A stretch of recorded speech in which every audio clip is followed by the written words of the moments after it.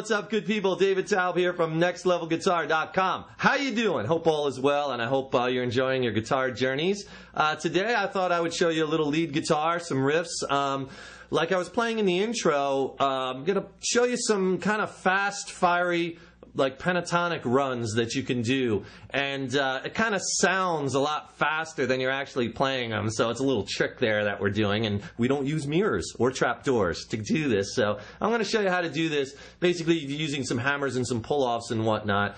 And when you start to move them around on the neck, you get this real fluid, kind of fiery, pentatonic kind of feel. And you'll hear that a lot in like the playings of like Zakk Wylde and Kirk Hammett from Metallica, and many, many more. So for instructional purposes, just showing you like in the middle of the neck, you want to practice this in all keys though. We'll stay in A minor, pentatonic, and blues. So the notes are A, I'm on the 5th fret low E string, and then your flat third, root, flat third is C, and then we have your D note on the A string, 5th fret, the E flat, which is your blue note, on the 6th fret, E note on the 7th fret, your 5th, and then your flat 7th, your G note on the 5th fret of the D string. So that scale is, and everybody, that's probably one of the first scales you've ever learned, right? This minor pentatonic blues scale. So that's like the basic box position. But what we're going to do is we're going to go to the box behind it, and we're going to basically, I'm going to show you these licks and all variations that you could do, and we're basically just going to play on the B strings and the high E strings. So if we go to the box before that, again, those are the same series of notes. You have this nice little combination that you could use with your 1st and 3rd finger on the B string, so you're playing that D note, and then the E note, and then the high E string, we're going to leave out the blues note, and then the high E string, again, 1st and 3rd finger, you're going to play that G note, 3rd fret on the high E string, and the A note, 5th fret on the high A string. So you get this. And then we're going to move that up a whole step, and you're in that box position, and you have... These are the same fingerings on the adjacent strings, on the B and the E, and that's what makes these licks really easy to pull off and maneuver. So on the 5th fret and 8th frets on the B string now, and 5th and 8th fret on the high E string, that's that A and that C note. So I like to use my 1st and 3rd, then 1st and 4th fingers, and then if you go up again to like this mini box position, which is the next position up in minor pentatonic, I'm at the 8th fret with my 1st finger on the B note, and then it will be 8-10 on the B string and 8-10 on the high E string. So it's very cool. You have this kind of, I'm just going to play the B string and the high E string. And I mean, you could keep climbing that up, but let's just stick on those two strings, and let's go in on a tight shot to show you this. On the 3rd and 5th fret on the B string, 1st and 3rd fingers, and then 1st and 3rd on the high E. Then shift up a whole step, and you're going to use your 1st and 4th fingers on now the 5th and the 8th fret on the B string, and 5th and 8th fret on the high E string. And then you're going to shift up again another whole step, and you're going to use your 1st and 3rd fingers on the 8th and 10th frets of the B string and the high E string. So anytime where you could find these positions where you have the same fingerings on adjacent strings, I call that lick heaven, you know? Licks you could do, and then just move them around where something like I was doing the intro like this.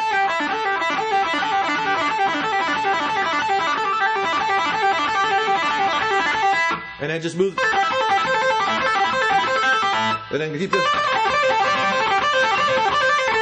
So all I'm doing there,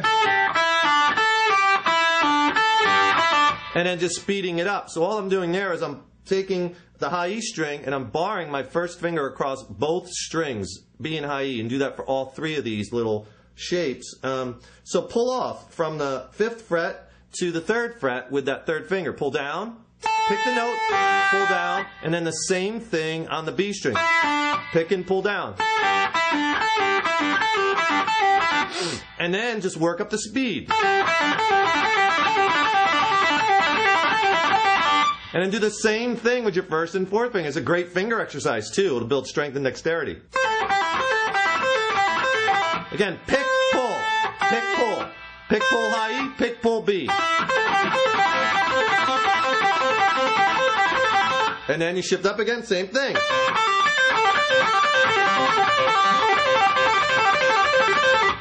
And, you know, there's millions of variations you could do with those little things, those little licks. Like, for instance, play it and then throw in 2 on the high, 2 pull-offs on the high E string. So you do like 1 each first, then 2.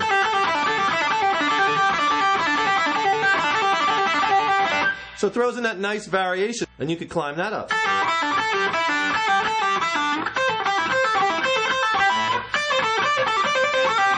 You know, or you could do...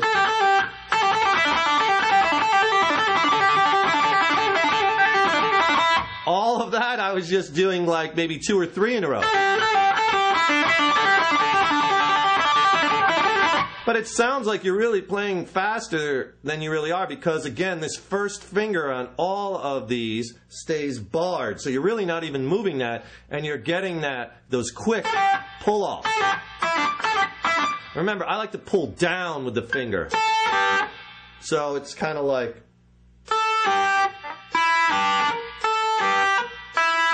pull down to sound that note behind it. Or you could do stuff like this, where I'm going to up pick the 3rd fret on the B string.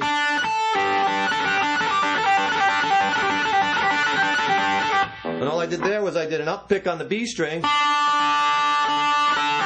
And then that pull off 5th to 3rd fret on the high E. And move that. Same exact thing on each set of 3.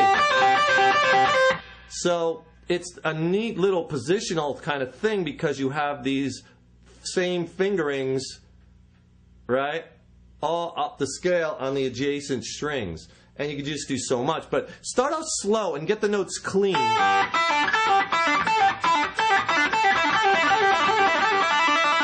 And then just work it up and then move it. So there's just so much you can do with just those, you know, those little 4 notes in each of those positions, and those same fingerings on adjacent strings really lends itself to tons of licks. Now remember too, like when you're watching our videos or on our website and you're learning different licks, you know, like I always say, just don't learn the lick. Learn from the lick, you know. Learn that, okay, this is part of this A minor pentatonic and blues scale, right? And I could use this in any key, right? So it's not just, you just don't want to have a pocket full of licks. You want to learn, you know, what scale is it from? You know, why does it work? Why does it sound cool? This sounds cool because, you know, you can roll the same thing over and over again, and you're using that same fingering and that first finger bar flatted, right, across both strings. Lends itself to this rolling, kind of repeated, fast, slurring series of notes.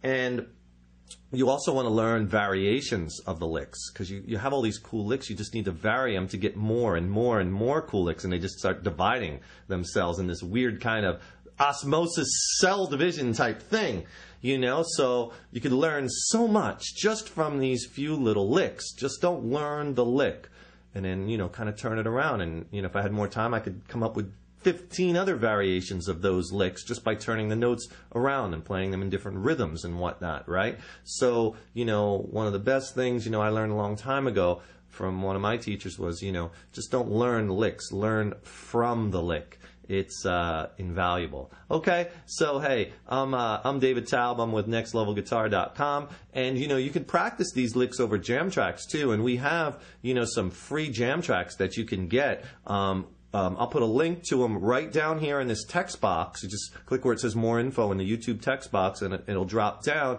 and then click on the link. You'll want those jam tracks because then you could practice this and your other lead playing and improvisation over, backing tracks or rhythm. Jam tracks are invaluable for the lead guitars to work on your solo skills and improvisation. As always, it's a pleasure to be here. I hope we're helping you along your guitar journey. Keep putting that guitar in your hands every day, and get creative and have fun. Do your own thing. Check out our website at nextlevelguitar.com. We have hundreds and hundreds and hundreds and hundreds of video lessons, written lessons, jam tracks, all kinds of fun stuff. And I'll see you in the next lesson real soon. Take care and rock on.